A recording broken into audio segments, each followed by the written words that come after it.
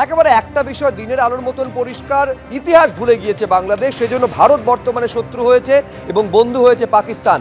পাকিস্তানের তরফেও পাকিস্তানের মৌলবাদীরা একেবারে বাংলাদেশের সুরে সুর মিলিয়ে তারাও হুঁশিয়ারি দিতে ছাড়ছে না।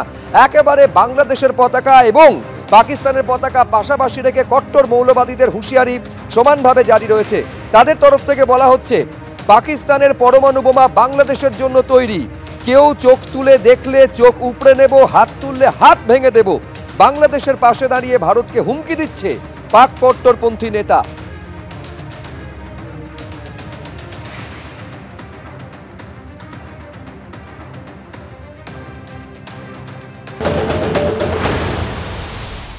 आज हम अपने बंगाली भाइयों को जवाब देते हैं, उन्हें बताते हैं कि भाई ये पाकिस्तान तुम्हारा है, इस पाकिस्तान का जो एटम बम है ना वो भी तुम्हारा है।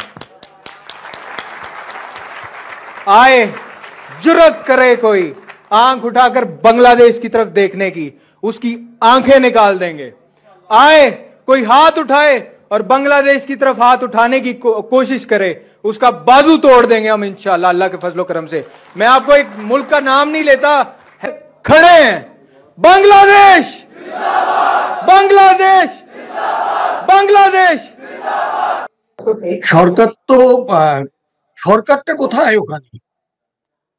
হ্যাঁ, যদি মোহাম্মদ ইউনূসকে বলো যে সে সরকারের কর্তা, সরকারটা কোথায়? সরকার তো এখন ডিক্টেটেড।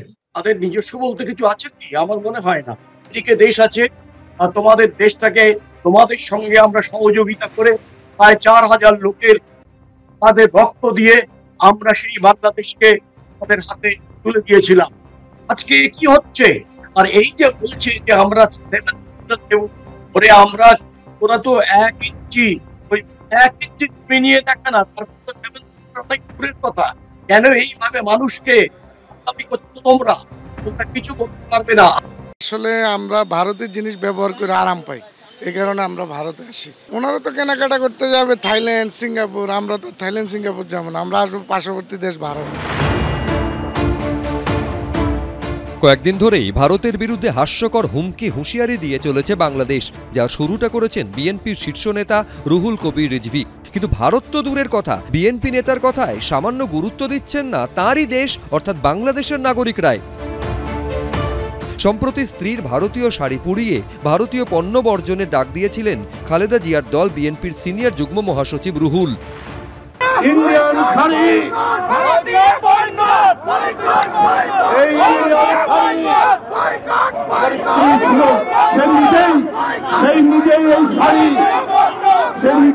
শাড়ি দিয়েছে, এইটা আজকে আপনাদের সামনে ছুঁড়ে ফেললাম।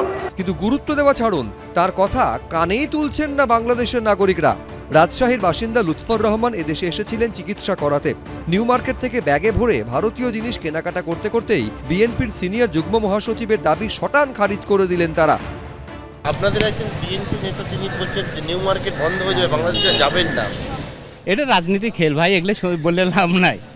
এগুলো হ্যাঁ আমরা সবসময় আসি এবং খুব ভালোবাসি। যশোরের বাসিন্দা মোহাম্মদ রফিক তিনিও স্পষ্ট বুঝিয়ে দিয়েছেন, রিজভী যাই বলুন ভারতীয় পণ্যের প্রতি তাদের ভালোবাসা ছিল, আছে, থাকবে। কিছু চাদর কিনছি, ওষুধ কিনছি, সোয়েটার কিনছি, এগুলোই। উনি যে কীভাবে বলেছে সে উনিই ভালো জানে, কিন্তু আমরা তো আসলে ডাক্তার দেখাতে আসি কন্টিনিউ, মাঝে সাথে এখান থেকে টুকটাক কেনাকাটা করি। বাংলাদেশের নাগরিকদের কাছে ভারতীয় পণ্য কতটা পছন্দের সেটা বোঝা গেছিল রিজভীর ভারতীয় পণ্য বয়কটে ডাক দেওয়ার দিনই। বিএনপি নেতা জ্বালিয়ে দেওয়ার জন্য শাড়ি ছুঁড়ে ফেলতেই কার্যত ছো মেরে তা তুলে নেন এক মহিলা।